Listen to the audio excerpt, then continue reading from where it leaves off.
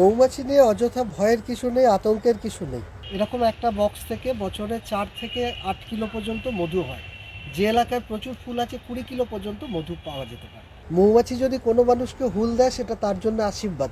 Cancer থেকে শুরু করে 20টা দুরারোগ্য রোগ সারে এই মৌমাছির হুলের বিষে। বিদেশিরা বছরে 20টা করে মৌমাছির হুল খায় নিজেদের ঠিক রাখার জন্য।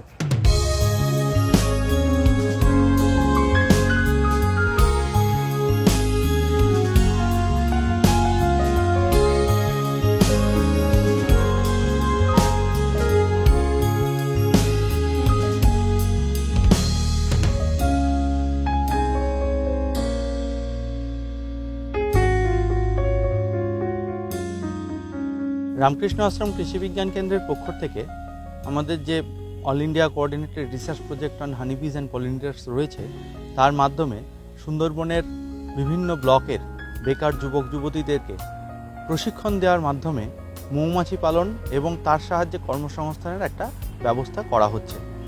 আমরা সাধারণত যেরকম বাড়িতে ছাগল গরু পালনের বন্দোবস্ত বহুদিন ধরে দেখে আসছি, ঠিক একই রকমভাবে যাতে বাড়ি বাড়ি মৌমাছি পালন হয় তার একটা উদ্যোগ নিয়েছি এবং আমাদের এআইসিআরপি ইউনিটের, আমাদের এই হানিবিজ অ্যান্ড পলিনেটার্স ইউনিটের পক্ষ থেকে প্রত্যেক বেনিফিশিয়ারিকে 2টো করে বক্স দেওয়া হচ্ছে। যে বক্সের ভিতরে থাকছে মেলিফেরা, এপিস মেলিফেরা, তার কলোনি, সেরেনার কলোনি, এবং যেটা যারা ব্যবহার করতে সুবিধা বোধ করেন সেই রকমভাবে দেওয়া হচ্ছে।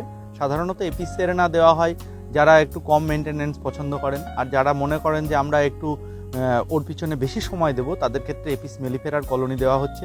2টো করে বক্স দিয়ে তারা শুরু করছেন একদম সাধারণভাবে বাড়িতে রেখে মৌমাছি পালন, এবং তার মাধ্যমে কর্মসংস্থানের একটা খুব ভালো সুযোগ হয়ে এটা গড়ে উঠবে বলে আমরা মনে করছি।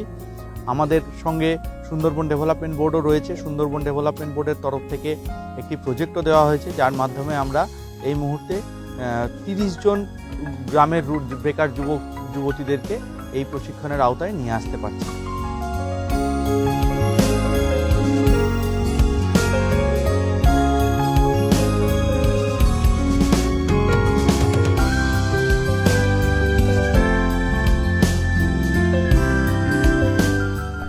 এই মুহূর্তে আপনারা দাঁড়িয়ে রয়েছেন রামকৃষ্ণ আশ্রম কৃষি বিজ্ঞান কেন্দ্রে। এটি দক্ষিণ 24 পরগনায় অবস্থিত।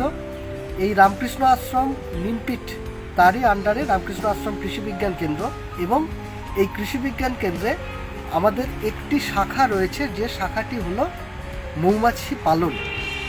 এই মৌমাছি পালন ব্যাপারটা যেটা আমাদের এখানে রয়েছে সেটা হচ্ছে all India coordinated research project on honeybees and pollinators, অর্থাৎ মৌমাছি এবং পরাগ মিলনকারী প্রাণী এদের উপর গবেষণা করার জন্য গোটা ভারতবর্ষের 26টা সেন্টার রয়েছে। আমাদের পশ্চিমবঙ্গে রয়েছে 3টে সেন্টার। সেই 3টে সেন্টারের একটি সেন্টার রয়েছে আমাদের এই নিমপিটে।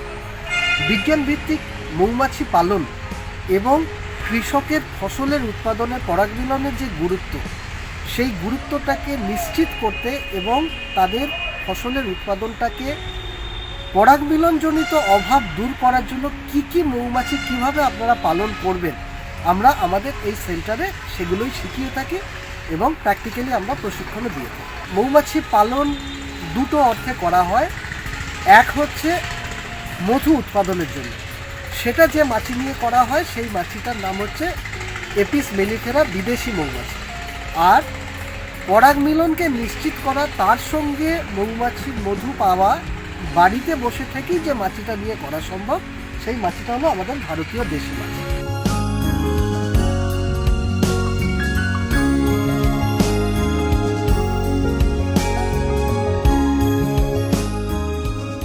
মৌমাছিরা এইভাবেই একাধিক ফ্রেমের মধ্যে তাদের চাক তৈরি করে রাখে।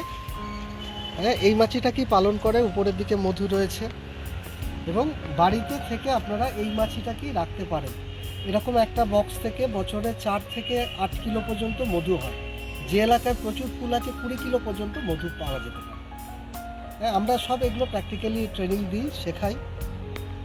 এরকম একটি চাকে একটি রানী মৌমাছি, বাকি সব শ্রমিক মৌমাছি, এরা সব থাকে। মৌমাছি নিয়ে অযথা ভয়ের কিছু নেই, আতঙ্কের কিছু নেই। মৌমাছি যদি কোনো মানুষকে হুল দেয় সেটা তার জন্য আশীর্বাদ। ক্যান্সার থেকে শুরু করে 20টা দুরারোগ্য রোগ সারে এই মৌমাছির হুলের বিষে। হোমিওপ্যাথিতে একটা ওষুধ ব্যবহার করা হয় এপিস মেল, সেই ওষুধটা কিন্তু এই মৌমাছির হুলেরই বীজ থেকে তৈরি। বিদেশিরা বছরে 20টা করে মৌমাছির হুল খায় নিজেদের ঠিক রাখার জন্য।